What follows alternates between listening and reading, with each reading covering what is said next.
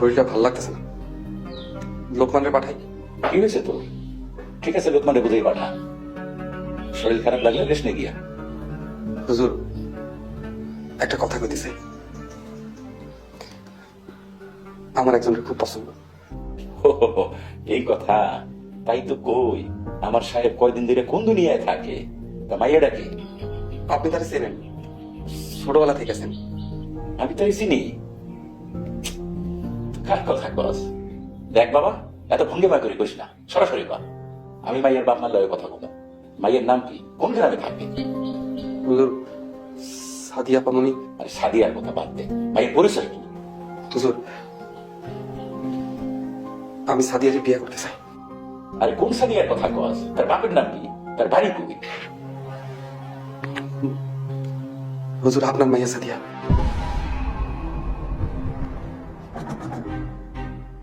কি? গোলামের পুত্র এত বড় সাহস! যেই থালে কাজ সেই থাল ফোটা করস? তুই এত বড় দুঃসাহস কাটবে কেন? তোর লজ্জা করো না সাদিয়ার নাম উঠে আনতে?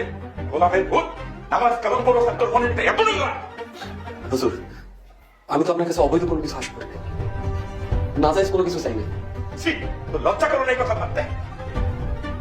আমারই দোষ, আমি বান্দর লাই দিয়ে মাথা উঠেছি। আমি তো আপনার কাছে নাজাইজ কোনো আবদার করি না হুজুর।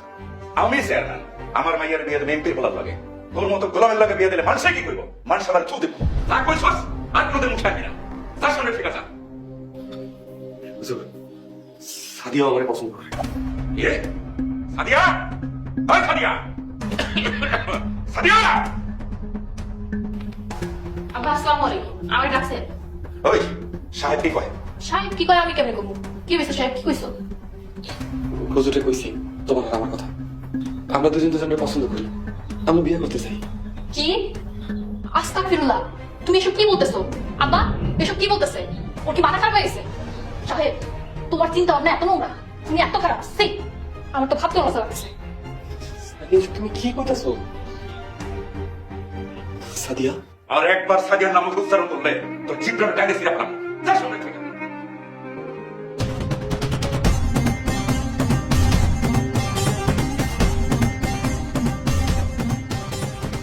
আব্বা, আপনি এই শয়তানটা রেস্তির ধরে বাড়িতে বাইরে দেন। কত বড় নিমক হারাম দেখেন, গোলাম হইয়া মালিকের মাইয়ারে প্রেমের প্রস্তাব দেন। আব্বা, আমার তো ভয় করতেছে, ও যদি শুধু পেয়ে আমার কোনো ক্ষতি করে। তুই কোনো চিন্তা করিস না মা, সাহেব আর যাই করুক আমার কোনো ক্ষতি করতে পারবো না। তুই ওই হারামজাদার সামনে একটু কম কম যাবি, শয়তান ভর করছে সাহেবের উপর। আব্বা, আজকে যা হলো এরপরে যদি ওরা এই বাড়িতে রাখি তাহলে তো বিপদ হইব। আচ্ছা ঠিক আছে, এটা আমি দেখতেছি, তুই যা আর চোখের সামনে থেকে।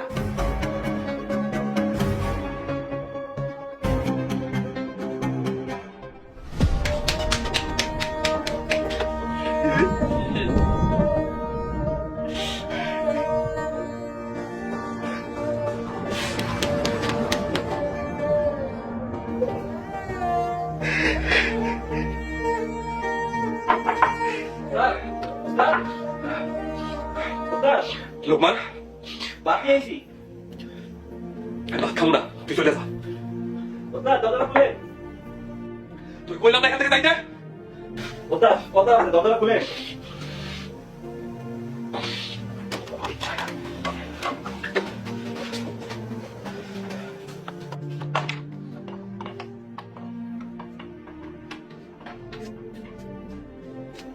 উস্তাদ, আপনার কি হয়েছে? এটা তোর কাম না। উস্তাদ, আপু মনে কইছেন আপনার জন্য ভাত খাই, তারপর যাই। ভাতটা খাইবা, বাদ এখানে রেখে চলে যা, আমি পরে খাবো না।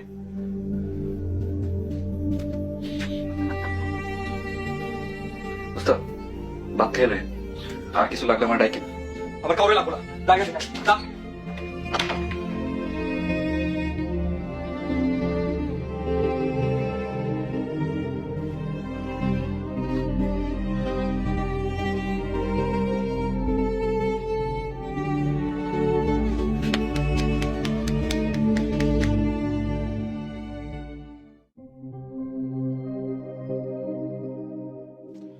আপন তোকে বাদ দিস। সাহেব ভাত খাইতেছে? ঘরে রাখি আসছি, বলো পরে খেয়ে।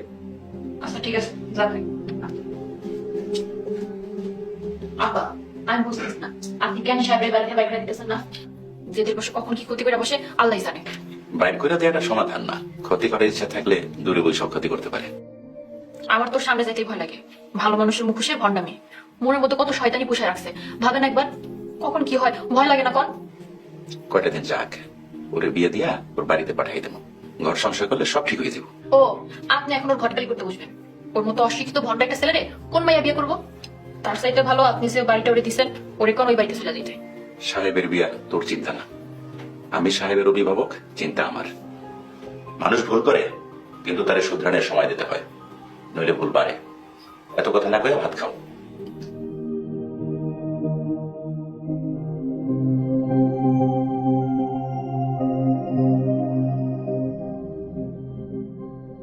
আমি কখনো স্বপ্নেও ভাবি নাই এই প্ল্যান ফেল করবে।